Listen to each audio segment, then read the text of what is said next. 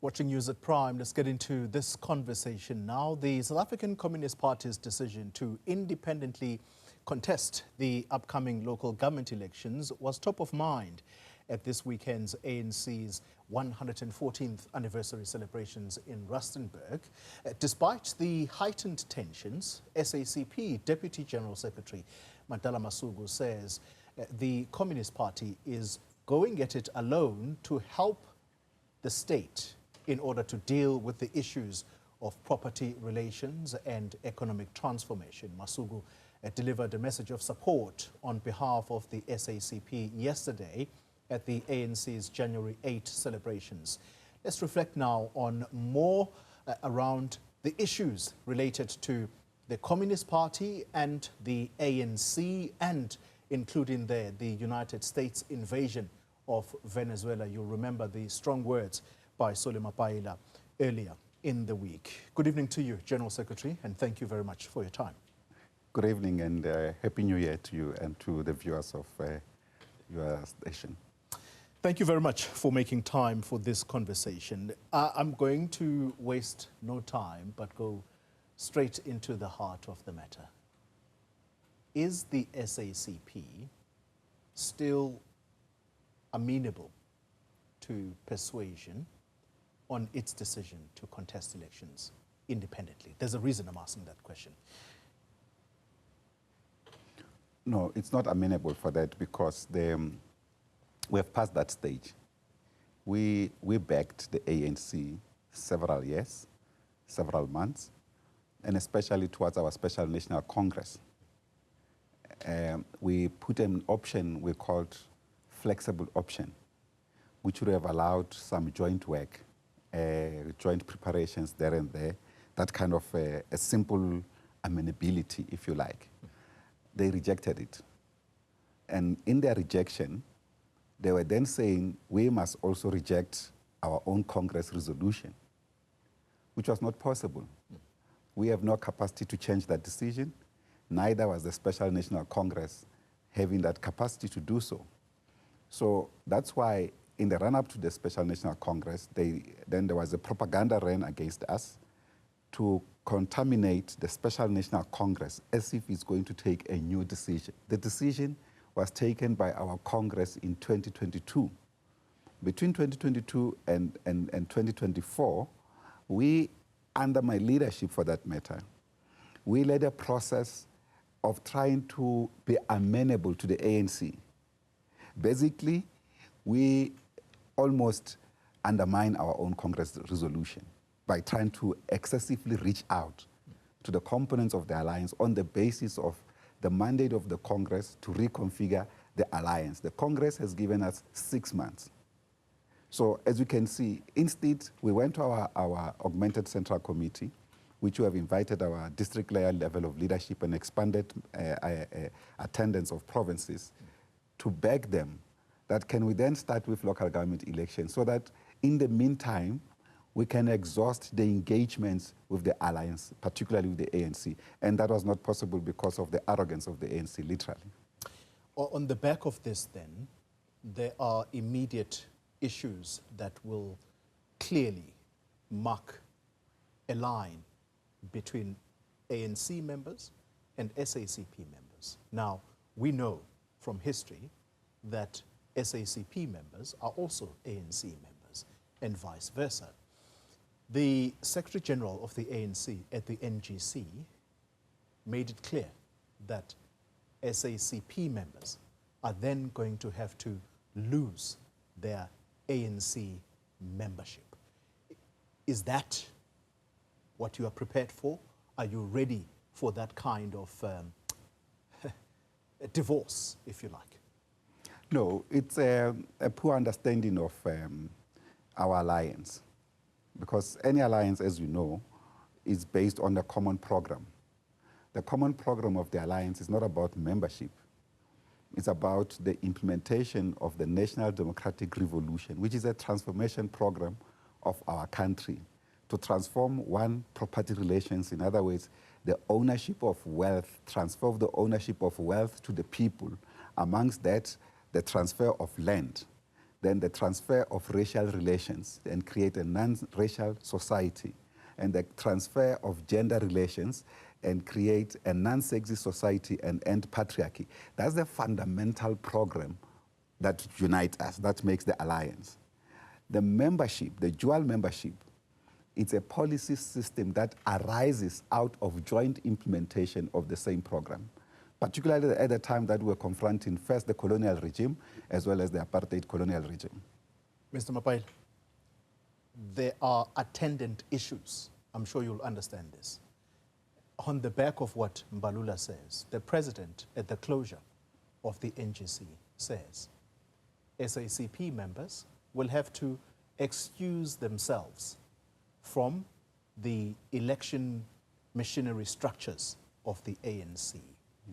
That is what I am referencing here, that yes, there is this dance that is now being done carefully in order to not ostracize SACP members, but it's clear where this is going. Are you prepared to take that decision? Solly, let's put it very clearly. In June or in May last year, the SACP took a decision, that's 2025, that our members who feel conflicted participating in ANC electoral processes should recuse themselves. We took that decision. It's not the NGC decision of the ANC. The ANC decision is ineffectual to us. We took that decision on the basis that we had already prepared the machinery to contest elections on our own. So on that basis, I remember, for instance, there was an incident in Mpumalanga in which the party structure was invited to an ANC electoral platform. And they asked us, we told them that, no, you know the position that we have taken, but if you have been invited, you may not say no, as long as they know that you are not bargaining this, that you are participating here so that we are not going to participate in our own electoral process. So when they arrived in the meeting, they were dismissed from the meeting by the DSG of the ANC, Comrade Mkonyani. So we then addressed this matter with the leadership of the ANC, because there was no need for them to invite our comrades and then expel them from the meeting. When we have long taken that decision, we just didn't go to the public to say we have taken that decision, but it's a decision that we have long taken on our own. So we do not beg to participate in that. We are running our own electoral processes. Okay. I want to conclude around your ANC-SACP fracture. The ANC faces an existential threat. That line is not mine, by the way. It was said this afternoon by Nomvula Makonyane, who was talking to me, unprompted. Now, their worry is that the SACP's participation in elections is going to confuse voters, and therefore the ANC is going to lose yet more votes. Is that what you want? No, that issue doesn't arise at the moment. Let me address the existential threat crisis because it's a point that we have also come to a similar conclusion about the state of the national democratic revolution if we do not rescue it.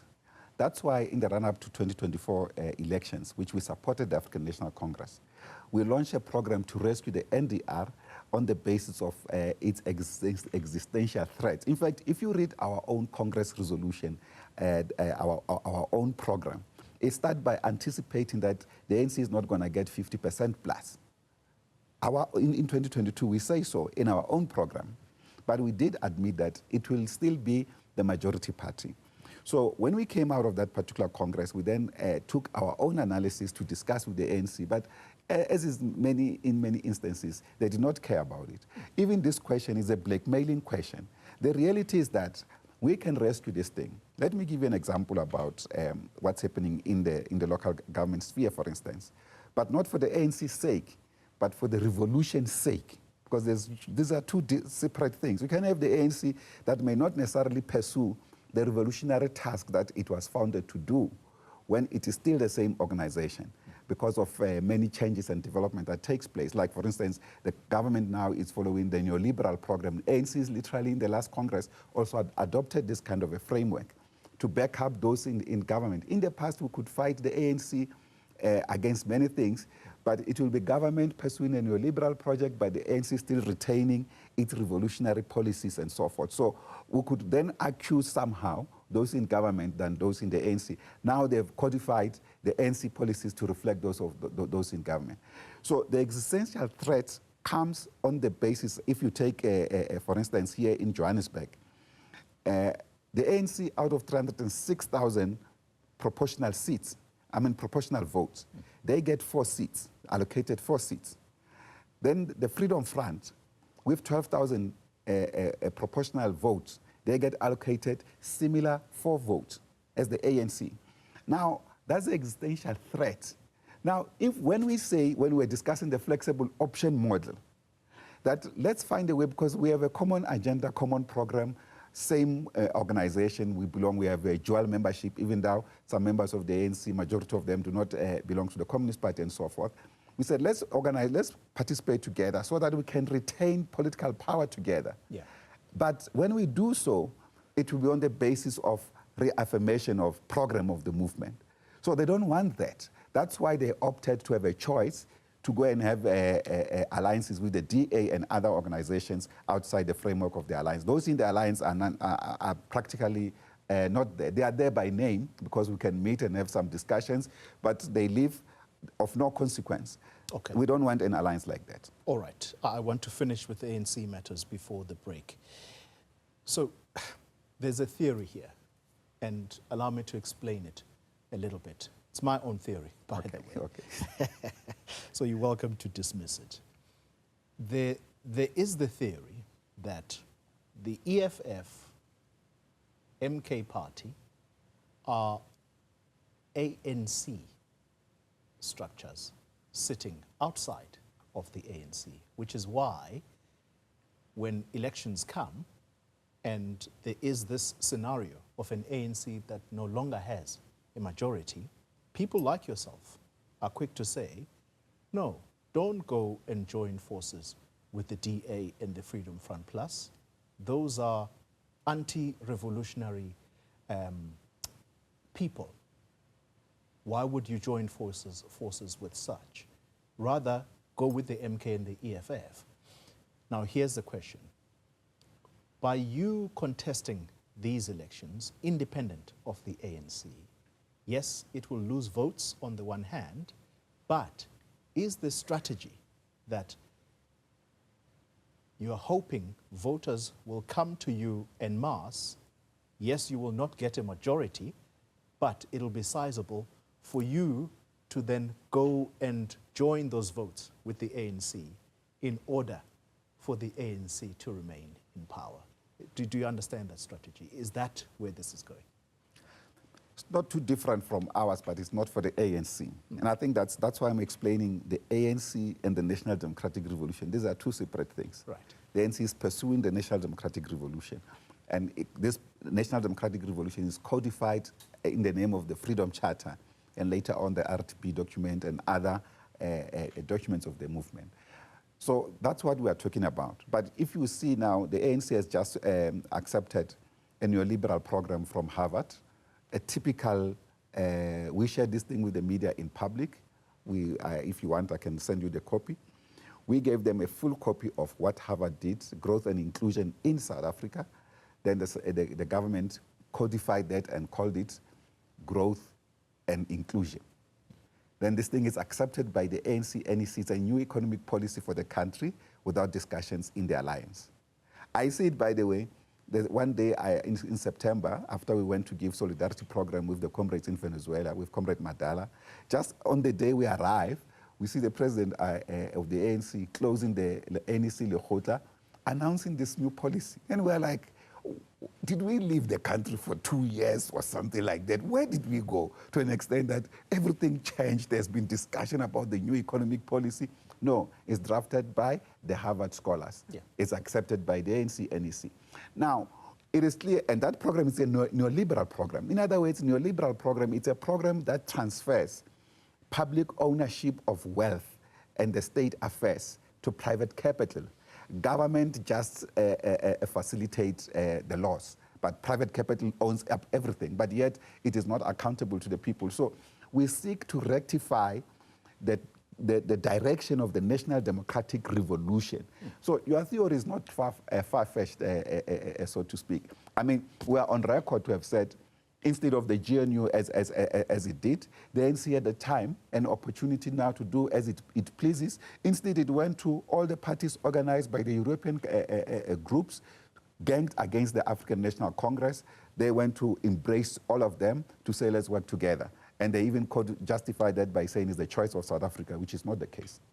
Finally, on this ANC-SACP fracture, why have you chosen to absent yourself from key ANC events? NGC in December, you were absent. I think Madala Masuku was sent there. It's now the celebrations of the party. Once again, you've chosen to absent yourself. What's happening? There's nothing deliberate about that, but it's okay for, if you accept to share coffee, we can go into detail about that, not to leak anything, but to talk in detail. Yeah. I explained this matter to our Central Committee, also in our augmented Central Committee in December last year, because the Central Committee itself was worried that continuously I'm being singled out as if I'm the SACP, and decisions of the SACP, collective decisions of the SACP, of the Central Committee of Congress, are being personalized to one individual. So I felt that it is important that in that context, let's allow other members also to lead certain important engagements with components of the alliance. So in this case, for instance, you'll see even last year we had a January 18 Cape Town, we sent Comrade Thulas Nxesi, and now we sent Comrade Madala Masuku even at the NGC. This time it was supposed to be Comrade Joyce, but she wasn't okay. She had a family commitment. On that basis, then we sent again Comrade Madala Masuku. So it's not necessarily absenting myself, but it's something that the Central Committee, after we gave an explanation to them, said they free me to delegate anybody I deem fit as General Secretary, which of course is in my powers in the Constitution. And of course, I prefer to send senior officials. Comrade Blade was not available this time. In other instances, at Dobsonville, there was an ANC rally, we sent Comrade Blade. So there's no problem to send other leaders of the Communist Party to platforms of the African National Congress or of our allies. But not that your life is under threat in any way. Well, that is something else, Toli. My life has been under threat for some time. Everybody knows that. So it's not a crisis. I've lived with that for the past many years. So, but I've survived even up to now, so there's no problem about that. I'd like to move on to Venezuela. You've spoken very strongly about what the United States has done there. The recent reports suggesting that President Trump is worried that there are paramilitary groups that are forming in Venezuela. This is what happens when there is a vacuum of power. But there is a president, by the way, so there is no vacuum. And he says Americans should evacuate from that country. Yet, he still wants the oil there.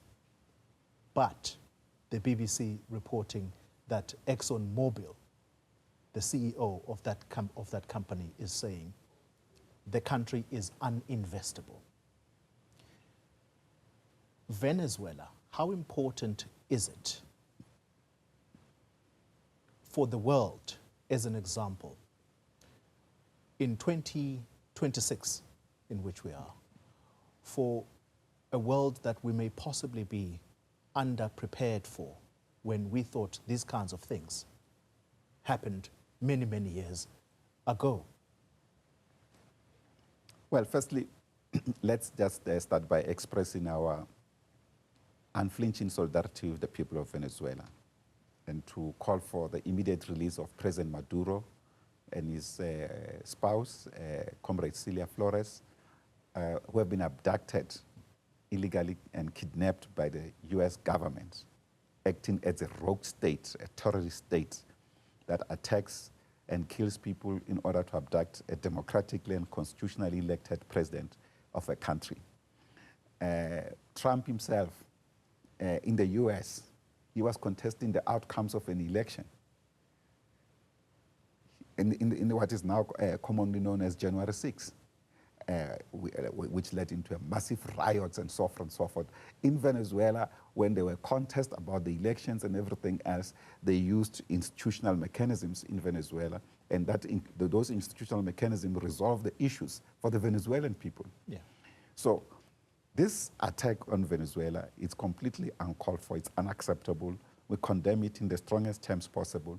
We think that the world must wake up now and literally isolate this American state. But certainly, what the U.S. have warned its citizens to leave Venezuela from a distance. I've been to Venezuela several times, many a time, so to speak. Last year, I've been there twice. I have acclimatized myself a little bit with the political situation and the reorganization of society, which is far different from ours. There, you have got people's power, people's democracy. Even the political parties are not organized like us in a sense. Like, for instance, we've got the PSUV, United Socialist Party of Venezuela. They call it PSUV, PSUV. So even that as the ruling party, it's not organized typically as a pure political party. It's a mass movement of different social forces, organized from the street level, block level, street level, and so forth. That is why that revolution is probably the most significant, intertwined, ingrained, and strongest socialist base you can ever find anywhere else in the world. Because it has moved socialism from a pure party political posture as we have known it in other parts of the world, whether it was in the Soviet Union or as is practiced now in socialist countries like China, Vietnam, and so forth. It's different. That is why there's no American who can rule Venezuela. It's impossible. They can come and capture resources, this and that and that, but they cannot live in and amongst the people of Venezuela on the basis of reorganization of political and social forces of Venezuela, completely different from us, and they are willing to defend socialism to death. When we have time, next time you come around, we're going to have deeper discussions about Venezuela, because the leadership or the administration of Mr. Maduro has left much to be desired. People being killed, we are told, or at least it's reported, extrajudicial killings. But when we have time, that on record, I can say it's a pure propaganda of the West. Okay. It's not as it is. When we have time, I will organize that we have time, because I suspect it is an ongoing story. In March, you can get even the Venezuelan ambassador is here. He can come here and explain the social system of his own country. We absolutely are going to try and do that. Thank you very much. Thank you very much. Thank you.